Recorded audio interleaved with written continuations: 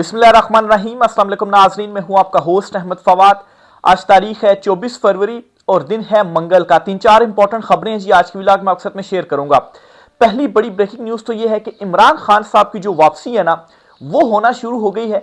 और वो मीडिया जो इमरान खान साहब का नाम तक नहीं चलाता था, वो अब इमरान खान साहब का नाम चला रहा है। इवन के प्रिंट मीडिया में भी इमरान खान साहब का नाम छपना शुरू हो गया है। और दूसरी तरफ इसी मीडिया में ही इस मौजूदा चुनतखब हुकूमत के हवाले से जो तनकीद है ना, वो भी शुरू हो गई है।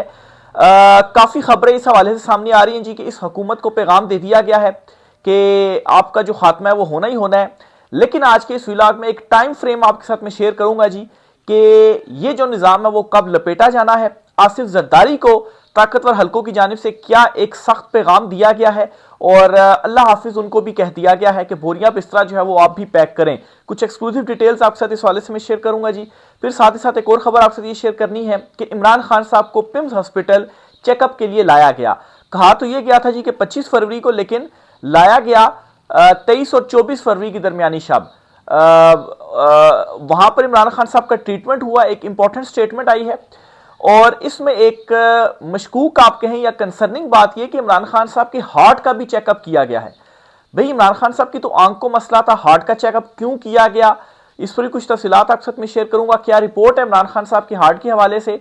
और जबकि ये तय हो गया था जी कि एक जाती मालिज को एक्सेस दी जाएगी, तो उनको नहीं एक्सेस दी गई और फैमिली को या पार्टी को बताया भी नहीं गया और इमरान खान साहब को लाया गया, चेकअप हुआ और वापस अडियाला जेल ले जाया गया। इस पर कुछ एक्सक्लूसिव डिटेल्स हैं, वो भी आज के व्लॉग में आपके साथ में शेयर करूंगा। और साथ ही साथ आपको ये भी खबर भी दूंगा जी कि सुप्रीम कोर्ट ऑफ पाकिस्तान में एक गैर मामूली मुलाकात हुई है और ये मुलाकात हुई है इमरान खान साहब की वापसी के हवाले से। इस पर कुछ एक्सक्लूसिव डिटेल्स हैं, वो भी आपके साथ मैंने शेयर करनी है।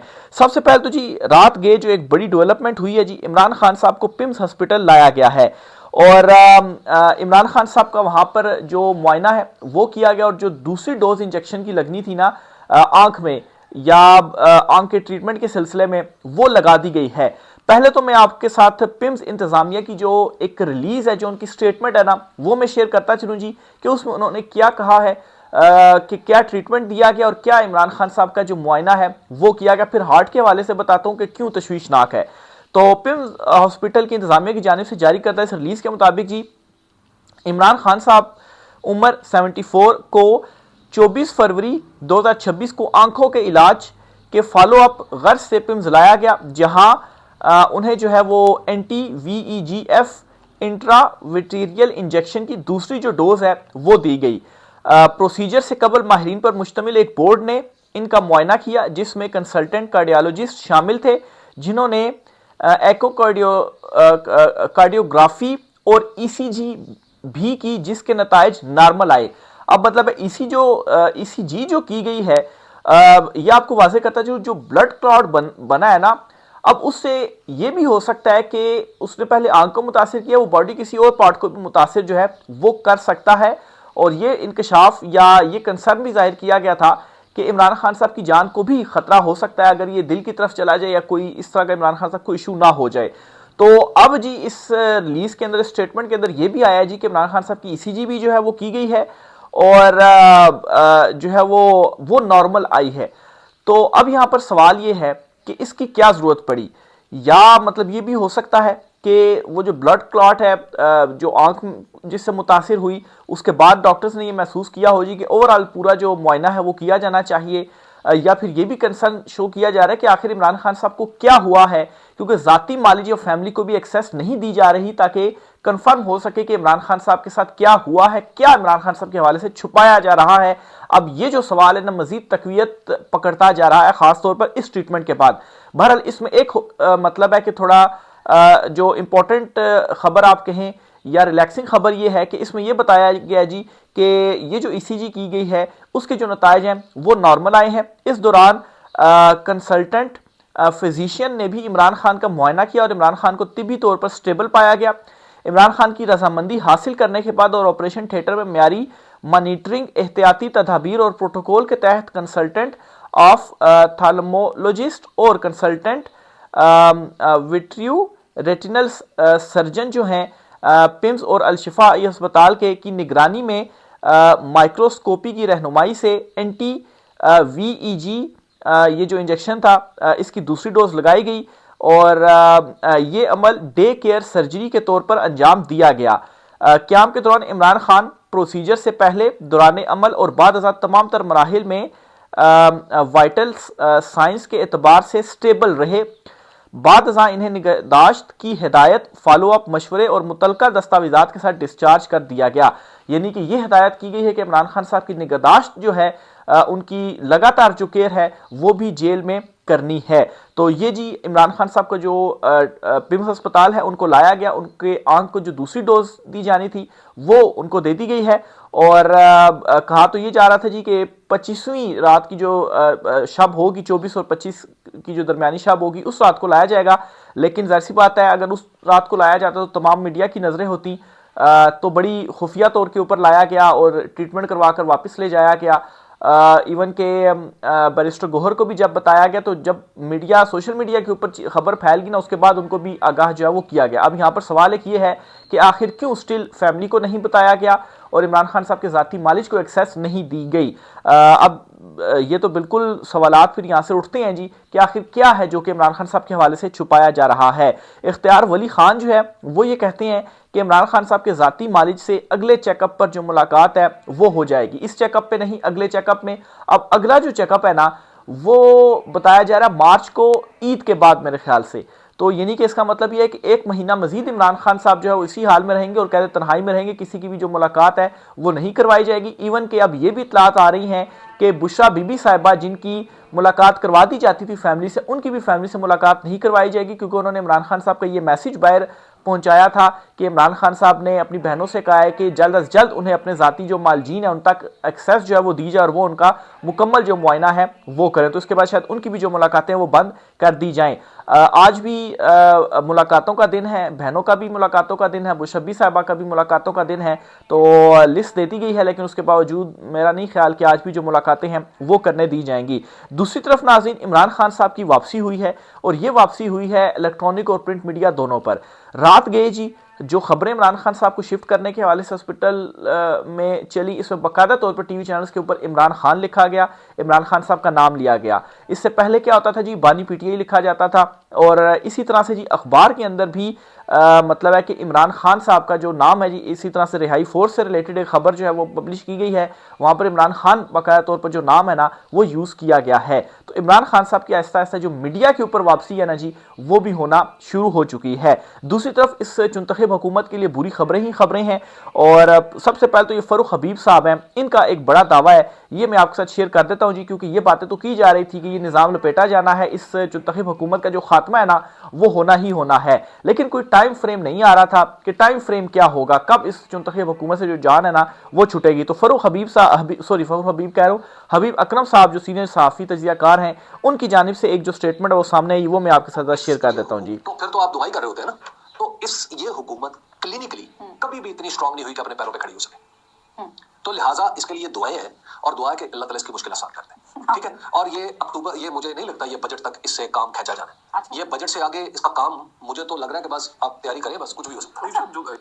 तो बजट तक का टाइम दिया गया। बजट नॉर्मली जून के महीने में जो है वो पेश किया जाता है, तो अभी फरवरी भी खत्म हो गया है, मार्च, अप्रैल और मई, और इन 3 महीनों के दौरान क्या होना है जी, जो 28वीं तरमीम है वो लाजमन होनी है और उस तरमीम में जो NFC अवार्ड या नए सूबों के हवाले से जो चीज़ें हैं ना वो लेकर आनी ही आनी है। अब ये जो नए सूबों वाला मामला है ना, इस पर नून लीग और पीपल्स पार्टी दोनों जो हैं वो अड़े हुए हैं, या डेडलॉक है ताकतवर हलकों के साथ जी कि नहीं इस तरह से ना किया जाए। क्यों? क्योंकि अगर ऐसा होता है तो मरियम नवाज सिर्फ और सिर्फ लाहौर तक की वज़ीर आला रह जाएंगी, या वज़ीर आला का ओहदा ख़त्म करके गवर्नर या कोई भी जो होता है वो क्रिएट किया जाएगा, तो वो सिर्फ और सिर्फ लाहौर तक रह जाएंगी, और यहाँ से जो कराची है वो फिर पीपल्स पार्टी को पता है जी कि हमारी हाथ से वो भी जो है वो निकल जाएगा, जो पूरा सूबा है जी जिसके ऊपर हम बैठे हुए हैं तो वो हमारे हाथ से निकल जाएगा। अब पीपल्स पार्टी की जानिब से एक जो स्टेटमेंट है ना वो जारी की गई है, और ये चेयरमैन सेनेट हैं पीपल्स पार्टी के साबका रज़ा रब्बानी, उन्होंने क्या कहा है जी, उन्होंने बेसिकली जो नए सूबों का क़याम है इसको मतलब है कि किया है, मुस्तरद किया है, और कहा है कि अगर ऐसा किया जाता है तो फिर इसके जो कॉन्सिक्वेंसेस है ना, जो नतायज है ना, वो भुगतना पड़ेंगे। अब बुनियादी तौर पर नाजरीन, ये जो पीपल्स पार्टी की जानिब से या ये जो प्रेस रिलीज रजा रब्बानी जो एक्स चेयरमैन सेनेट है उनकी जानिब से जारी की गई है, इसका मतलब ये है कि पीपल्स पार्टी एस्टेब्लिशमेंट को ये पैगाम दे रही है कि हम नए सूबे बनाने के अलावा दीगर तजावीज़ मानने के लिए तैयार हैं। पहले ही अंदाजा था कि पीपल्स पार्टी एनएफसी अवार्ड और बल्दियाती इदारों पर तैयार हो जाएगी, जबकि पानी और नए सूबों के मामलों पर डेडलॉक जो है वो बरकरार होगा। लेकिन मुझे ऐसा लगता है जी कि पहले मरहले में चूंकि ये सारी तरमीमें सामने रख दी गई है ना, वो कहते हैं ना कि इनको भी मौत दिखाकर बुखार के ऊपर राजी किया जाता है, तो इनको भी नए सूबों, एनएफसी अवार्ड, ये सारी चीजें इनके सामने रख दी गई हैं। तो राजी किसके ऊपर किया जा रहा है कि भाई आप एनएफसी अवार्ड के ऊपर आप जो है वो राजी हो जाएं, बल्दियाती इदारों पर भी आप जो है वो तैयार हो जाएं, तो ठीक है अगली तरमीम में हम वो कर लेते हैं और जो सूबों वाला मामला उसको जरा हम फिर मजीद आगे ले जाते हैं। और इससे पहले जो तरमीमें हुई थी ना, उन तरमीमों में ये चीजें सामने आई थी कि पीपल्स पार्टी जो है वो एनएफसी अवार्ड यानी कि जो 18वीं तरमीम वाला मामला है उस मामले के ऊपर अड़ी हुई है, वो नहीं मान रही, बाकी जो चीजें हैं वो मान गई है। तो आप देखें कैसे पहले वो मनवा लिया गया, अब 18वीं तरमीम के ऊपर एनएफसी अवार्ड के ऊपर भी ये मान चुके हैं, और फिर उसके बाद अगर 28वीं तरमीम में ये आता है तो फिर 29वीं तरमीम के हवाले से जो बातें की जा रही है ना, तो फिर उसमें नए सूबों के हवाले से भी आएगा और वो भी इनको मानना पड़ेगा।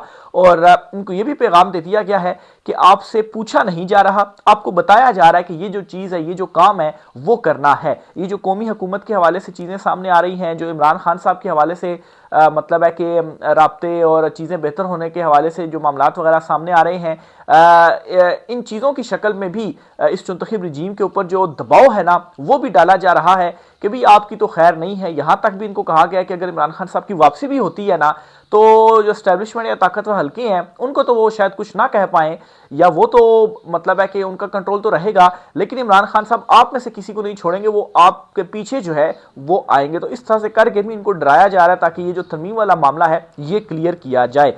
तो बहरहाल जी ये खबर तो अब आ गई है, या आप यूं कहें जी कि हबीब अकरम साहब है सीनियर चूंकि सहाफ़ी हैं, उनकी जानिब से ये जो तज्जिया है वो कर दिया गया है और इन्फॉर्मेशन की बुनियाद के ऊपर ही ज़ाहिर बात किया गया है। और ये जो सारी खबरें भी आ रही हैं वैसे ही नहीं आ रही कि इस हुकूमत का जो खात्मा है जी वो होने जा रहा है, और ज़्यादा से ज़्यादा ये बजट तक या बजट से पहले तक चल पाएंगे, इसके आगे ये मजीद जो है वो नहीं चल पाएंगे। फिर इसी तरह से जी गवर्नर सिंध के हवाले से भी आपको बताता चलूँ जी कि उसकी तब्दीली की भी जो खबरें हैं वो आ रही हैं। अचानक से 45 दिन की छुट्टी के ऊपर गवर्नर सिंध जो है वो चले गए हैं। मोहम्मद मालिक साहब ने खबर दी और वो ये कहते हैं कि आसिफ जरदारी ने वज़ीर आला सिंध और मेयर कराची की खूब क्लास ली है और 3 माह का वक्त दिया है कि मुझे फ़र्क नज़र आना चाहिए। फैसला हुआ कि नए सूबों पर कोई बात नहीं सुनी जाएगी जबकि गवर्नर सिंध भी तब्दील होगा। तो यहाँ पर भी ये फैसला कर लिया गया है कि नए सूबों के ऊपर हम नहीं मानेंगे, और ये वो बड़ा डेडलॉक है कि मतलब है कि इमरान खान साहब तो डटे हुए हैं, उन्होंने वो तो जेल भी काट रहे हैं, वो तो अपने नज़रिए अपने सूल के ऊपर डटे हुए हैं, लेकिन असल में फॉर्म 47 से डीलों के जरिए तो आप आए हुए हैं। तो ये कैसे कह सकते हैं जी कि नहीं हम नए सूबों के मामले के ऊपर नहीं हम मानते हैं। तो बात वही है कि आपको बताया जा रहा है कि ये करना है, आपसे पूछा नहीं जा रहा कि आपने जो है वो ये करना है या नहीं करना, आपको असल में बताया जा रहा है। फिर इसी तरह से जी एक दो चीज़ें और भी आपके साथ शेयर करता चलूँ, और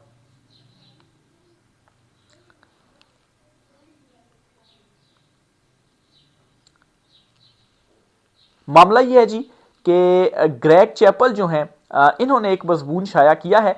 ये साबिक कप्तान है ऑस्ट्रेलियन, और इन्होंने मजीद 14 कप्तानों के साथ मिलकर इमरान खान साहब के हक में एक लेटर लिखा है और वज़ीर-ए-आज़म शहबाज शरीफ को ये लेटर भिजवाया है जो तबी सहूलियात वगैरह हैं इमरान खान साहब के ट्रीटमेंट के हवाले से।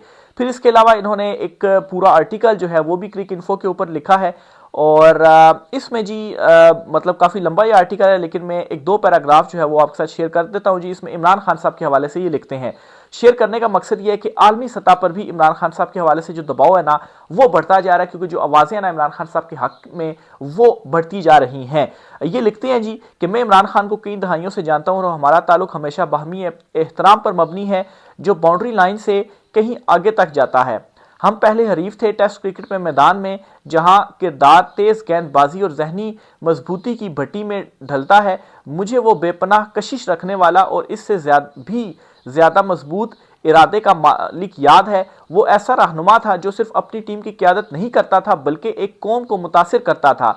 जब इसने 1992 में पाकिस्तानियों को तारीखी वर्ल्ड कप जो जितवाया तो इसने ऐसी साबित कदमी दिखाई जो इसकी ज़िंदगी की पहचान बन गई। इसने वो ट्रॉफी अपनी ज़ात की नुमाइश के लिए नहीं बल्कि अपने लोगों को ये दिखाने के लिए मुल्क भर में घुमाई कि वो अज़मत हासिल करने की सलाहियत रखते हैं। इस सफ़र के दौरान किसानों और आम लोगों से सुनी कहानियों ने इसके दिल को छू लिया और इसके सियासी मुस्तकबिल के बीच बो दिए। अब यहाँ पर ये ग्रेट जो कप्तान हैं वो भी इस बात की गवाही दे रहे हैं इमरान खान साहब के इरादे के हवाले से कि वो मतलब है कि कितना मेंटली तौर पर मजबूत हैं और कितने मजबूत इरादे का जो है वो मालिक है। और दूसरा ये कि उसने ये जो वर्ल्ड कप भी जीता था ये अपनी कौम के लिए जीता था और कौम को जब वो पूरे मुल्क में घूमा वर्ल्ड कप की ट्रॉफी दिखाने के लिए तो उसने ये दिखाया कि असल में आप लोग ये हैं और आप लोग ये तमाम चीज़ें हासिल कर सकते हैं।